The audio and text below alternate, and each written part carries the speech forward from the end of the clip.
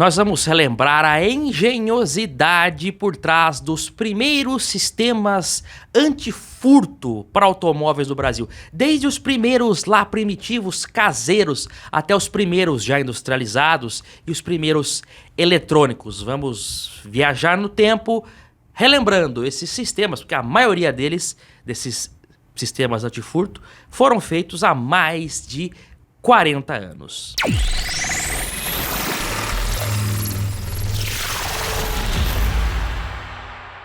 Olá amigos do canal PL, bem-vindos a este canal que traz literatura automotiva e nostalgia. Se inscreva no canal, se não for inscrito você vai receber o sininho com as notificações. Roubo de carros não é novidade, os gatunos sempre existiram.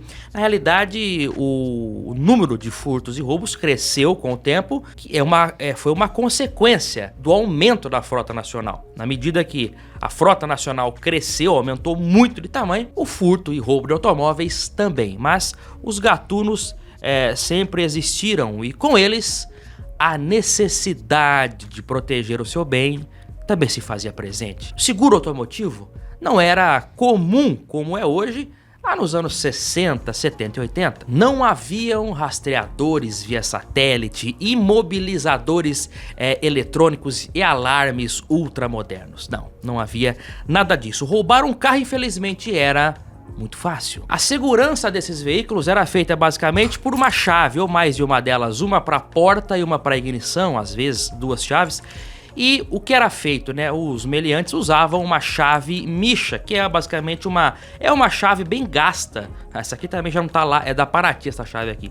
Uma chave bem gasta e que ela meio que é uma chave quase que universal. Eles vão forçando, abrem a porta e também a ignição. Isso quando não era feito uma ligação direta, bastava segundos para um automóvel que muitas vezes era o fruto de anos de trabalho de uma pessoa desaparecer. Usando apenas uma chave de fenda, ligeirinho leva um Fusca em menos de 20 segundos.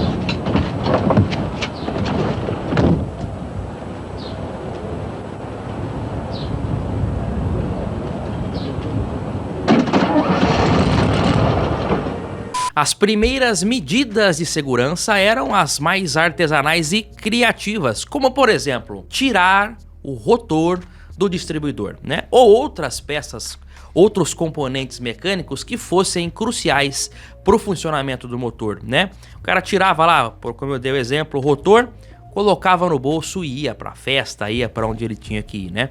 Então o cara chegava num compromisso com uma peça do motor do carro no bolso. Uma outra situação também semelhante a isso foi o furto de aparelhos de rádio.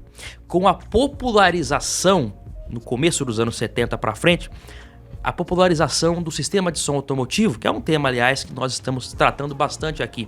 Estamos falando bastante de aparelhos de rádio e o furto de aparelhos de rádio, né? Modelos toca-fita como TKR, Rodstar, CCE e outros importados, né? Motorrádio, fabricação nacional, e também equalizadores do tipo Tojo eram alvos fáceis dos ladrões. Então, para isso, criou-se um sistema chamado de gaveta, que era um sistema, era realmente uma gaveta de ferro, um trilho, que era colocado em cima do rádio e nele ficava os contatos, as ligações. E a outra parte da ligação, né, do carro ficava na parte fixa da gaveta. O rádio encaixava. De modo mais fácil para entender, é uma espécie de engate rápido para o rádio, né? O cara colocava o rádio, parava o carro num lugar meio vulnerável, tirava o som. Não era incomum nessa época o cara chegar lá numa festa com o rádio do carro na mão. Inclusive a própria gaveta já tinha meio que uma alça para você carregar mesmo, né? Então o cara chegava lá com o TKR e o Tojo, geralmente o Tojo acoplado embaixo. Cenas comuns naquela época. Inclusive um toca-fitas com um equalizador de som era o conjunto, clássico, né? Para prevenir o furto dos veículos, os motoristas também usavam correntes e cadeados para prender o volante ou o freio de mão, prender ali partes cruciais para dirigir o carro. Funcionava? Às vezes sim, né? Era mais um improviso do que uma solução real, se é que uma solução definitiva exista, creio que não, mas era algo, né, válido, né? Uma outra situação também que surgiu no mercado eram as travas profissionais, feitas mesmo por empresas especializadas das mais diversas, viu? Teve vários tipos de travas. As mais comuns e que estão aí até hoje encontradas facilmente nas lojas de autopeças são aquelas travas de direção do tipo bengala, onde você acopla o volante com o pedal do freio. Elas podem ter cadeado, fechadura ou até segredo. São modelos baratos que não evitam o roubo, mas dificulta a ação dos ladrões. Era essa também a ideia, porque teoricamente, o vagabundo tende a procurar um veículo que não tenha nenhum empecilho, né, para ele levar. Se ele vê um carro lá que tem algo que vai dificultar ele levar o carro, ele vai partir para outro. Pelo menos em tese era esse o pensamento. Uma outra opção também era muito usado em caminhões e caminhonetes, essa aqui, ó, era o volante bobo. Que na verdade não era que deixava o volante bobo, era o próprio volante que tinha uma chave e aí quando acionado ele ficava totalmente inválido ali, né? Ficava bobo mesmo, daí que veio esse nome. Uma história interessante também é a do pernambucano Antônio Carneiro de Albuquerque, nascido em Recife no ano de 1924. Na década de 50, né, já na casa ali dos 30 anos, ele se mudou para Minas Gerais, precisamente para Belo Horizonte, onde passou a vender as suas molas. Ele trabalhava com molas automotivas que eram conhecidas como molas paraibana. Mais tarde ele se mudou para Uberlândia e foi por volta do ano de 1952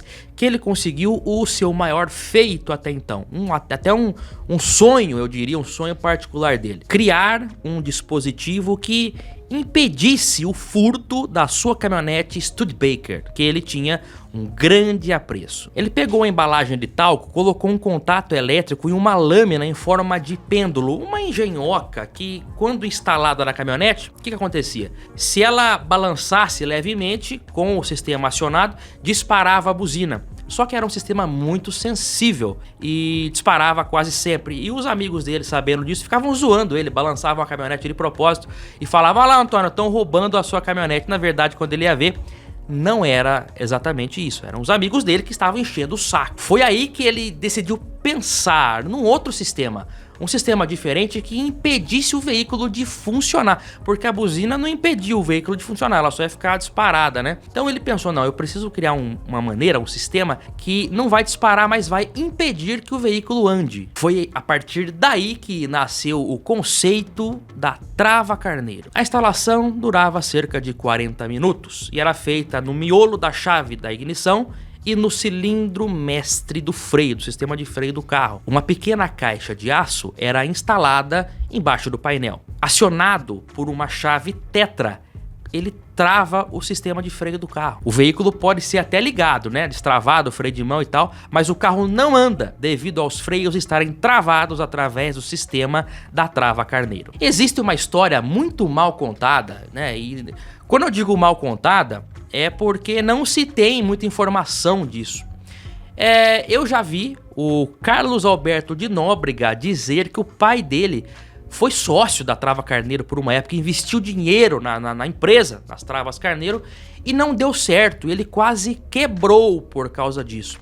E quem salvou, então, o pai do Carlos Alberto, o Manuel de Nóbrega, quem salvou o Manuel de Nóbrega de quebrar, pelo que ele disse, devido ao investimento feito nas Travas Carneiro, que provavelmente não estavam tendo retorno, Silvio Santos, então, mandou um auditor para lá e resolveu a situação. Como eu disse, tanto o Carlos Alberto quanto o Silvio Santos, nesse relato que eu vou exibir para vocês, não se aprofundam muito no assunto, mas o que eu pude concluir é que ele investiu dinheiro na empresa, não teve o retorno, quase quebrou.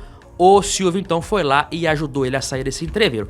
Nas histórias a respeito da Trava Carneiro em si, não tem nenhuma menção ao Manuel de Nóbrega. Então, por essa razão, uma história meio mal contada, mas que eu trago pra você só no canal PL. Você vai ver esses relatos que eu busco literalmente, ó, no fundo do baú.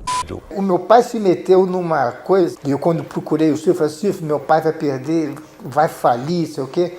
O Silvio, não, deixa que eu pago, mas com a condição do teu pai vir trabalhar comigo. Eu me lembro das travas Carneiro, que eu mandei um auditor, vai até lá e você veja o que pode ser feito. Aí o auditor veio com a solução e nós solucionamos. A trava Carneiro tá aí até hoje. Existem dois modelos, o tradicional com a chave tetra e o modelo conhecido como Castle, que é o sistema com a chave codificada, né? O que dificulta a cópia e a abertura forçada da fechadura. No início dos anos 80, começou a surgir no Brasil os primeiros sistemas eletrônicos de bloqueio, feitos por oficinas especializadas. Eles cortavam a passagem de combustível ou de energia da ignição.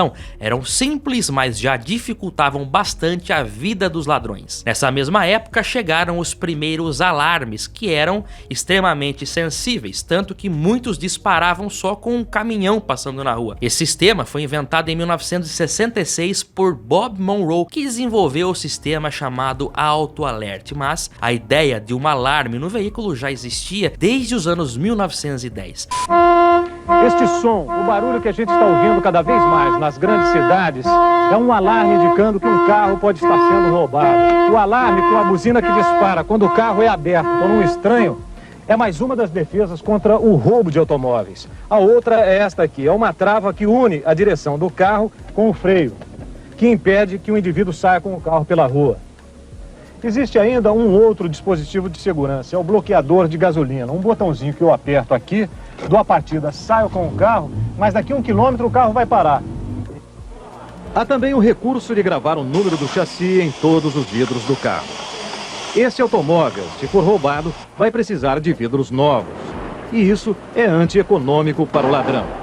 Na década de 90, começou a sair os primeiros alarmes nos carros, né? E tem aqueles alarmes inesquecíveis, né? Como aqueles que você passava o sensor no para-brisa, né? Eu lembro aqui do sistema do Fiat Uno, sistema da Chevrolet, você passava o sensorzinho no vidro e ele acionava. Coisas que realmente é bem nostálgico. No final dos anos 90 também chegou algo muito importante, que foi as chaves de ignição codificadas, com codificadores internos que funcionavam como um transponder que se comunica com o carro. Se o código não for reconhecido, o sistema bloqueia componentes essenciais para o funcionamento do motor, dificultando a ação dos criminosos. E agora uma curiosidade tipicamente brasileira. Em 2007, pessoal, parece que foi ontem, né? Mas já faz quase 20 anos, vai fazer 19 agora.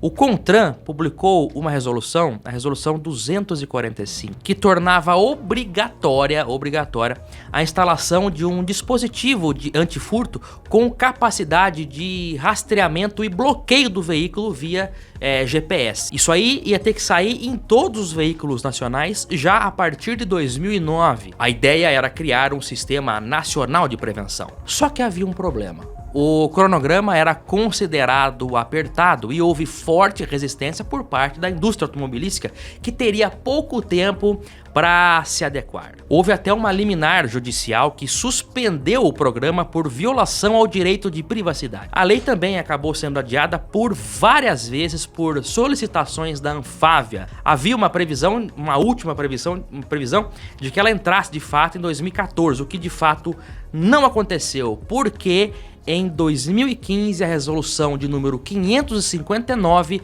suspendeu todas essas exigências. Bastidores do Brasil. E você? Certamente você lembra de algum método antifurto curioso que algum familiar, parente ou até amigo seu já adotou. O brasileiro é muito criativo e certamente existem várias modalidades de sistemas antifurtos que nós nem conseguimos listar todos aqui. Meus amigos, muito obrigado, né? Nós fizemos várias novidades no canal recentemente, na retrospectiva desse ano. Eu vou relembrar tudo o que nós fizemos de novo nesse ano, inclusive a novidade mais recente, a garagem do PL, que disponibiliza ao telespectador poder adquirir aparelhos de rádio ou acessórios interessantes para seus veículos. Inclusive teremos mais um vídeo ainda esse mês de dezembro para fechar o ano, tá certo? Muito aparelho, muita coisa legal. Um forte abraço a vocês e até o próximo vídeo. Tchau, pessoal!